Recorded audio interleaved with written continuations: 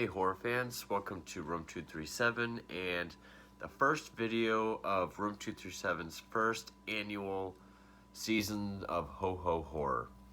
I know it's a cheesy title, didn't know what else to call it. So, I got a big list of Christmas horror movies to get to. Started off kind of late. So I didn't really know where to start, but I figured why not one I'm not super familiar with? Kind of give myself a refresher. So I went back to 1980 with Christmas Evil, which is a slasher film. Technically, it's a psychological slasher film, but it's still a slasher. And yeah, this is one of the bigger holiday titles. Tell by the cover, this is the Synapse release, that the greatest Christmas movie ever made, John Waters. So if you trust the guy that made Pink Flamingos and Hairspray, you'll agree. Now, myself personally, and this is the original director's cut as well. Now, personally, I bought this years ago. Like, probably 7 or 8 years ago, when I was really getting into 80s slasher films as far as collecting. And I haven't seen it since. I'd only seen it once up until just now. And at the time, I was really disappointed. I think because I'm a big fan of Silent Night, Deadly Night. And I knew this was a killer Santa. More so a guy who actually believes he's Santa. So maybe I was also expecting like the Tales from the Crypt episode with the killer Santa. So at the time, I was very disappointed. And if you go into this thinking that you're going to get a straightforward, bloody slasher film, you will be disappointed. This is definitely more the psychological route because it is a guy who, since he was a child, he's had this disturbing fixation on Christmas and Santa Claus and everything that goes with it. But upon this second watch, I can say I actually like Christmas Evil. This second viewing, it definitely I appreciated it a lot more. I think I was also disappointed with the lack of gore for like a 1980s slasher film. But, if I want that, I can watch Silent Night, Deadly Night. This, even though that one also is very psychological as well, this one is more a descent into madness. For a lack of a better analogy, it's like if you take Taxi Driver and turn him into Santa Claus. The lead guy, Harry Stadling, he's played by Brandon Maggart.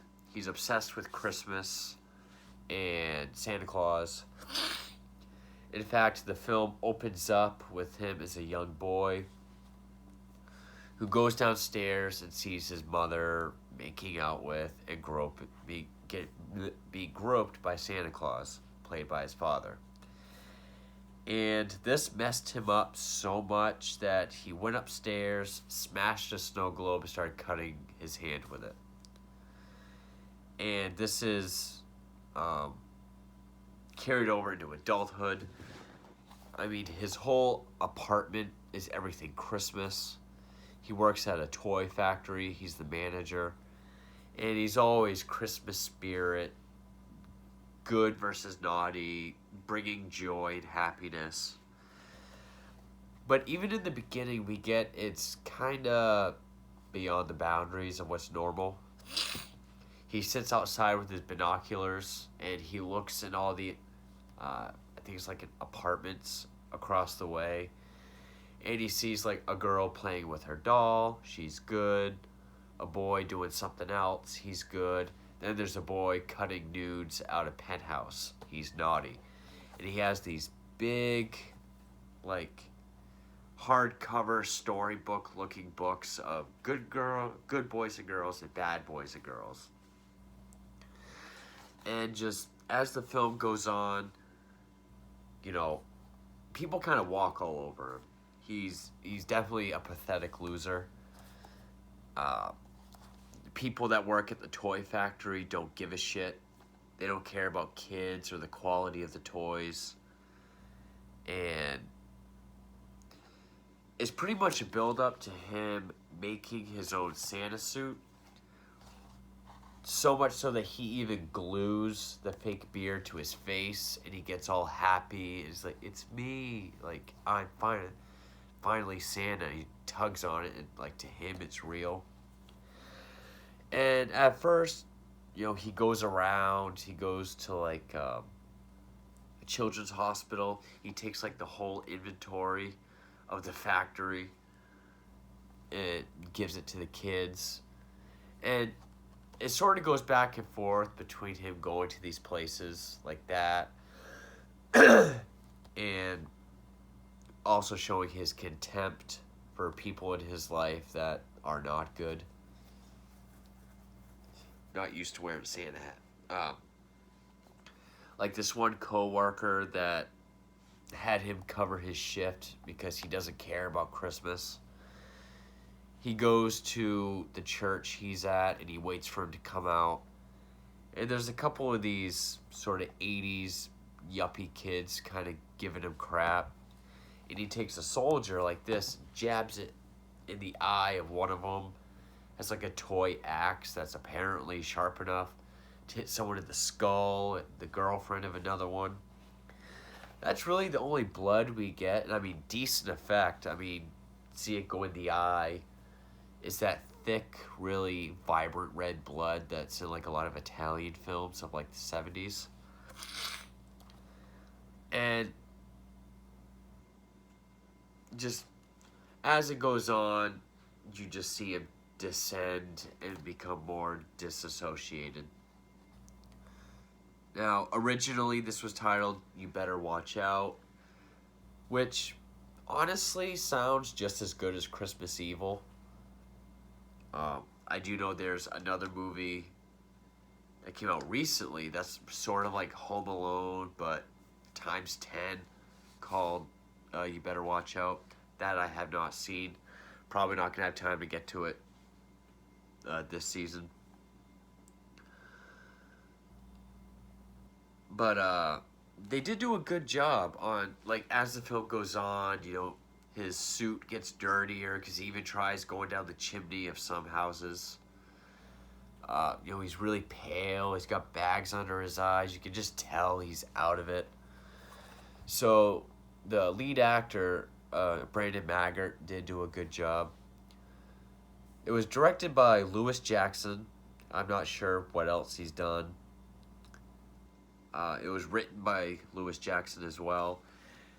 This movie was never prosecuted fully, but it was seized during the video nasty panic of the early 80s. I mean, it's not really... This is not like Silent Night, Deadly Night, or like a Maniac, or even like a Friday the 13th type of slasher film. It is a slasher. It does have a body count. But it is more about the mental deterioration and festive obsession of the main character. But I did notice a lot of other people of the cast, like the boy who's cutting up the Penthouse magazines. He leaves a big sack of dirt at his house. And actually, his mother slaps him because he's like... He hides out in front of his house. He puts mud all over his face and hands. He leaves like an imprint on his house. And his mother's trying to get him to leave the son. They have to go somewhere. But of course, the son's being a brat. And then she slaps him, which I laughed. Because nowadays, you can't punish your kids. And she just hauls off and slaps him. She is actually... Oh, did I close out of that window? No, she is actually played by Patricia Richardson, Jill Taylor from Home Improvement. So if you want to see her get mad and slap a kid, pop in Christmas Evil. There's a few other ones. Like he goes to this one Christmas party, and Mark Margolis, he was Jerome's dad on Gotham. He was also like Ace Ventura's landlord. He's been in a bunch of things. Raymond J. Barry, who is credited as Ray Barry. He was, if you remember the movie Walk Hard, the Dewey Cox story, the comedy. It was his dad. He was also in Gotham. He was the shaman for Ra's al Ghul. And also his brother, the younger brother of the main character, is played by Jeffrey DeMunn, who I know was on like The Walking Dead. He was in The Green Mile. He's been in a bunch of stuff. So you get a lot of early roles by a lot of recognizable people.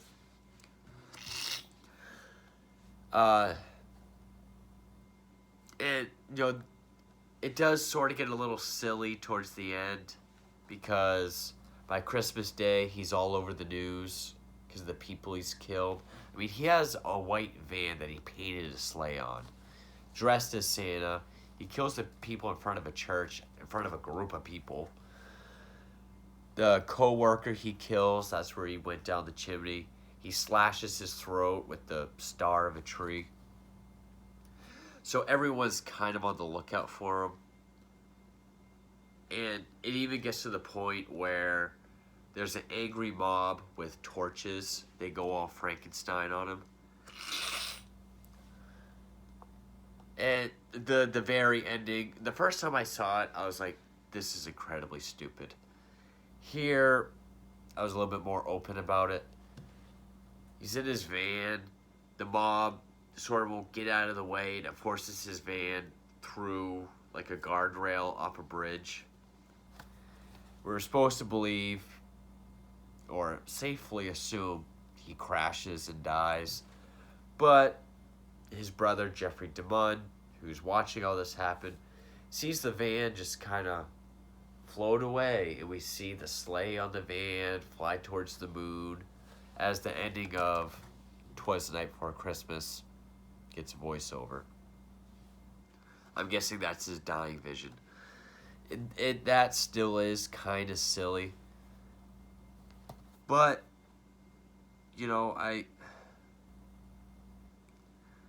I definitely appreciate this movie a lot more the second time around. I think the first time I saw it, I just really wanted a bloody slasher film, which this is not.